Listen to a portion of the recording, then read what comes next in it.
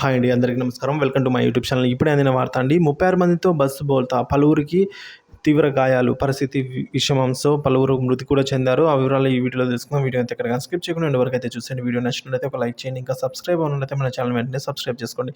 ఇక వివరాలు చూసుకున్నట్లయితే కర్ణాటకలో ఘోర ప్రమాదం చోటు చేసుకుందండి. బస్సు బోల్తా పడిన ఘటనలో 4 మృతి చెందగా 30 మందికి పైగా గాయపడ్డారు. పోలీసులు తెలిపిన వివరాల ప్రకారం ఆదివారం తెల్లవారుజామున 36 మంది ప్రయాణికులతో కూడిన ఓ ప్రైవేటు బస్సు బెంగళూరు నుంచి గోకర్ణకు అయితే వెళ్తూ ఉండగా హోలారకేర్ టౌన్లో అయితే సమీపంలో బస్సు అదుపు తప్పి బోల్తా పడిందండి. దీంతో 4 ప్రయాణికులు అక్కడికక్కడే మరణించగా మరో 30 మందికి తీవ్ర గాయాలయ్యాయి.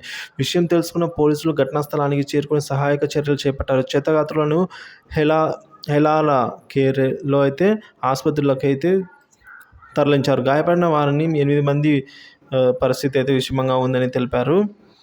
అదేవిధంగా బస్సు డ్రైవర్ అతి వేగంగా నడపడంతోనే నియంత్రణ కోల్పోయి బస్సు బోల్తా పడినట్టు వెల్లడించారు.